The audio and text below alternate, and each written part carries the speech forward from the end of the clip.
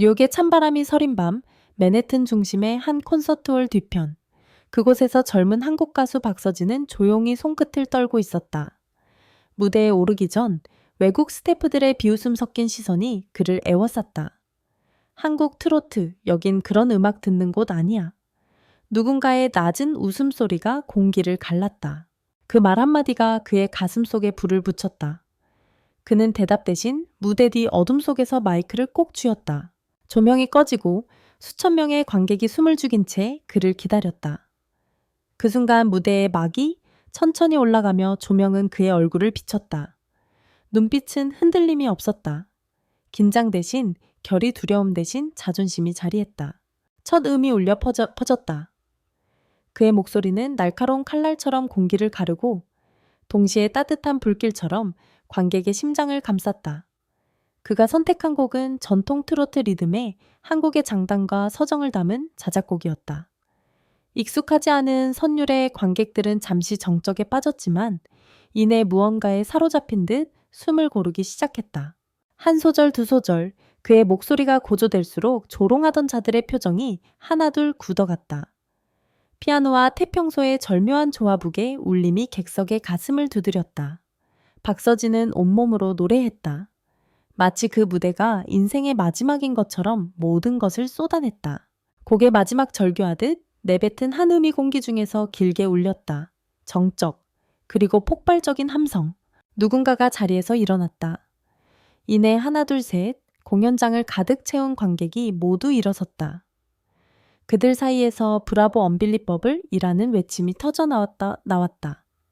눈을 의심하던 현지 언론인마저도 펜을 멈추고 박수를 쳤다. 그를 비웃던 무대 뒤의 스태프들, 그들은 더 이상 눈을 마주치지 못했다. 누군가는 고개를 숙였고 누군가는 박서진에게 다가가 당신의 음악은 진짜였다고 말했다. 공연이 끝난 후 SNS는 폭발했다. 이게 한국의 힘이다. 전통의 감성과 현대의 기술이 만난 무대. 해외 언론은 그를 K-뮤지크의 새로운 전설이라 불렀다. 그의 영상은 하루 만에 수백만 회 재생되며 미국과 유럽의 음악 커뮤니티를 뒤흔들었다.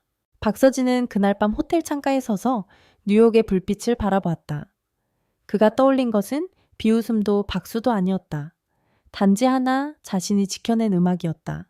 그는 중얼거렸다. 한국의 소리 그게 바로 나의 무기였어. 다음날 뉴욕타임즈 문화면에는 이런 제목이 실렸다. From Mockery to Majesty, the Korean voice that made America stand. 조롱에서 위엄으로 미국을 일으킨 한국의 목소리. 그는 더 이상 낯선 아시아 가수가 아니었다.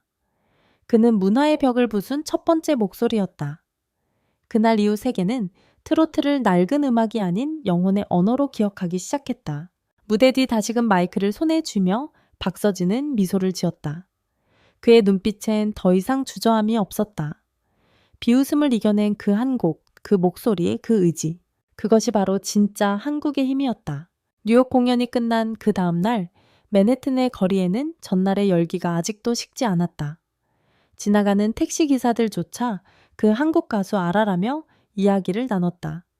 그리고 그들의 말끝마다 섞여 있던 건 놀라움이었다. 그건 단순한 공연이 아니었어. 뭔가 영혼이 있었지. SNS에는 그의 이름 파크 서진이 실시간 검색어 1위를 차지했다. 미국의 유명 음악 평론가는 이렇게 썼다. 그의 목소리는 단순한 소리가 아니라 한 나라의 역사였다. 그날 저녁 박서진은 인터뷰 요청을 받았다. 카메라 앞에 앉은 그는 여전히 겸손했다. 사실 무대 뒤에서 많은 생각이 들었어요. 누군가의 비웃음보다 무서운 건 제 자신이 흔들리는 거였죠. 그는 잠시 말을 멈추었다. 그리고 조용히 손을 깍지 낀 채 이렇게 덧붙였다. 하지만 그 순간 떠올랐어요. 고향 어르신들이 들려주시던 소리, 그리고 제 어머니가 부르던 그 노래. 그게 제 뿌리였죠. 그의 말은 단순했지만 듣는 이의 가슴을 울렸다. 그의 음악에는 기술보다 혼이 있었다.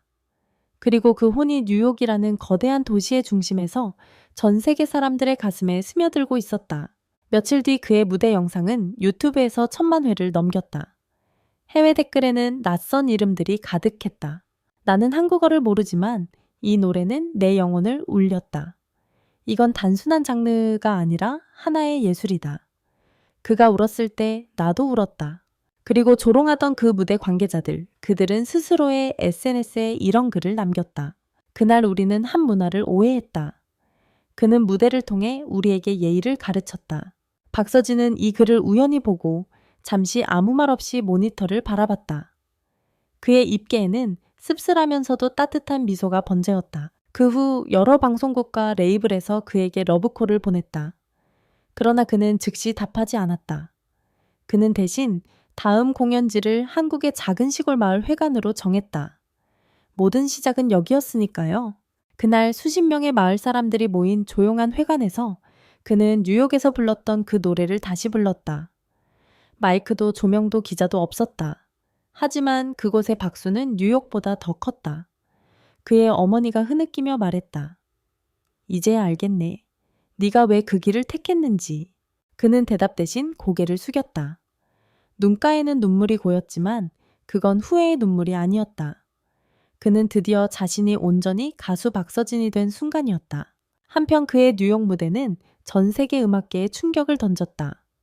K-팝이라는 이름 아래 숨겨졌던 또 다른 한국 음악 트로트가 새롭게 조명받기 시작한 것이다.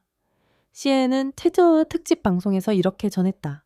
박서진은 한국의 전통 음악을 세계적 감성으로 번역해낸 첫 인물이다.